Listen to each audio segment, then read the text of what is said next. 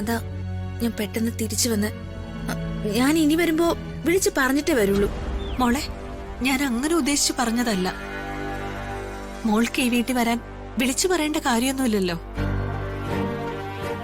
Mock എപ്പോ വേണമെങ്കിലും ഇവിടേക്ക് വരാം. സത്യം പറഞ്ഞ മോളോട് എങ്ങനെയാ എന്താ സംസാരിക്കേണ്ടതെന്ന് രാധമ്മയ്ക്ക് അറിയില്ല മോളെ. രാധമ്മ എന്തിനാ കരയുന്നേ? സോറി രാധമ്മ, ഞാൻ രാധമ്മ എന്തെങ്കിലും പറഞ്ഞ് വിഷമിപ്പിച്ചിട്ടുണ്ടെങ്കിൽ സോറി. ഞാൻ അവിടെ വന്നപ്പോ പെട്ടെന്ന് എന്റെ സ്ഥാനത്ത് രമ്യ അവിടെ നിൽക്കുന്നതായിട്ട് എനിക്ക് തോന്നി. അതെനിക്ക് സഹിക്കാൻ പറ്റില്ല രാധമ്മ.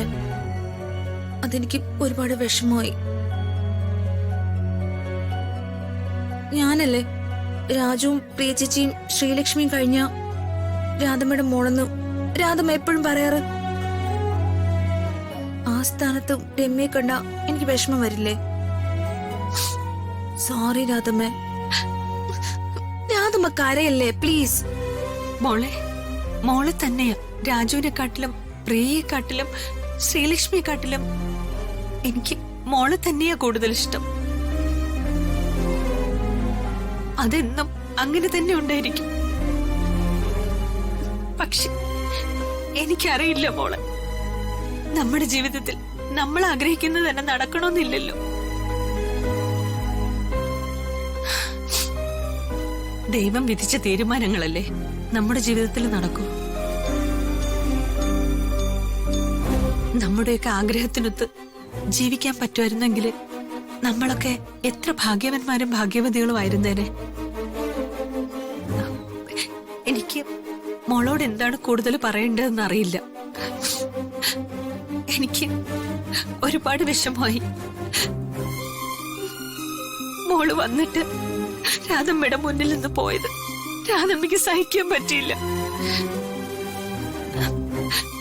രാധമ്മ മാപ്പ് ചോദിക്കാനാ വിളിച്ചത്. മാപ്പോ? രാധമ്മ എന്തീ പറയുന്നേ? സ്വന്തം മക്കളോട് അമ്മമാര് മാപ്പ് ചോദിക്കോ? അതിന്റെ ആവശ്യമൊന്നും ഇല്ല രാധമ്മ. രാധമ്മയ്ക്ക് വിഷമം വന്നതുപോലെ എനിക്കും വിഷമം വന്നു. രണ്ടുപേരും അത് തുറന്നും പറഞ്ഞു. നമുക്കിടയില് ഇനി ഒരു പ്രശ്നവും പിണക്കോ ഒന്നുമില്ല.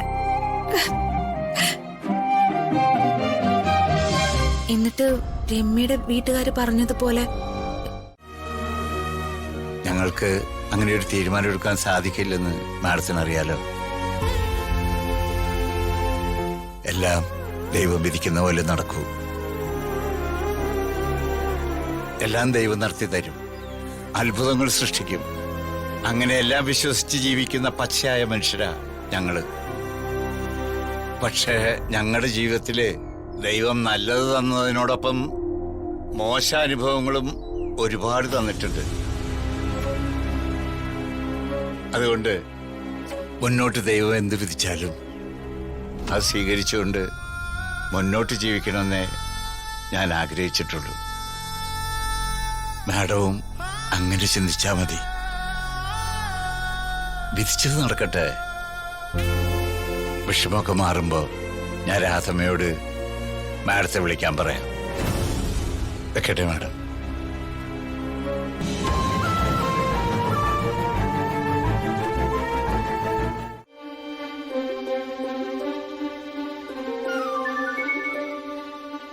പത്മാവതി മാഡാണല്ലോ. മാഡം, മാഡം ഇത് എവിടെയായിരുന്നു? മാഡത്തിന് ഞാൻ എത്ര ദിവസം ഫോണിൽ ട്രൈ ചെയ്തു. മാഡം എന്തിനാ ഫോൺ സ്വിച്ച് ഓഫ് ചെയ്ത് വെച്ചിരിക്കണേ? വേണുട്ടാ, ഒരു പ്രശ്നമുണ്ട്. എന്നെ ആരൊക്കെയോ ഫോളോ ചെയ്യുന്നുണ്ടോന്ന് എനിക്കൊരു സംശയം. ഞാനിപ്പോ വാടകയ്ക്ക് താമസിക്കുന്ന വീടിന്റെ പരിസരത്ത് സ്ഥിരമായിട്ട് ചില പുതിയ ആളുകളെ കാണാൻ തുടങ്ങിയപ്പോ എനിക്കും എന്റെ സെർവന്റിനും ഒരു ഭയം. അതുകൊണ്ടാ ഞാൻ ഫോൺ ഇത്രയും ദിവസം ഓഫ് ചെയ്ത് വെച്ചത്. പിന്നെ ഞാനൊരല്പ സമാധാനത്തിലായിരുന്നു വേണുട്ടാ. ദീപക്കുമായിട്ടുള്ള മോളുടെ വിവാഹം രാജു തന്നെ നേരിട്ട് ഇടപെട്ട് മുടക്കിയല്ലോ. അതിന്റെ ഒരു സമാധാനം കൂടെ എനിക്കുണ്ടായിരുന്നു. വിവാഹം മുടങ്ങിയത് മാഡം അറിഞ്ഞു. പക്ഷെ അതിനുശേഷം എന്താ സംഭവിച്ചതെന്ന് മാഡത്തിന് അറിയാമോ? എന്താ വേണോട്ടാ? അവിടെ വീണ്ടും എന്തെങ്കിലും പ്രശ്നം ഉണ്ടായോ?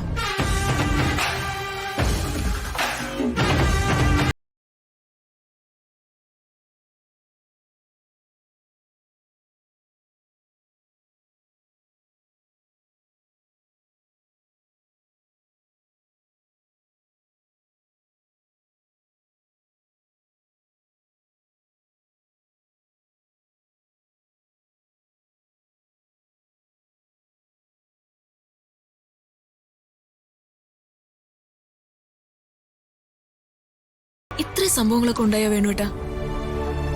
ഇങ്ങനെയാണ് കാര്യങ്ങളുടെ പോക്കെങ്കില് എല്ലാം കൈവിട്ടു പോവില്ലേ? എന്റെ പ്രതീക്ഷകൾ നശിച്ചു പത്മാവതി മാഡം.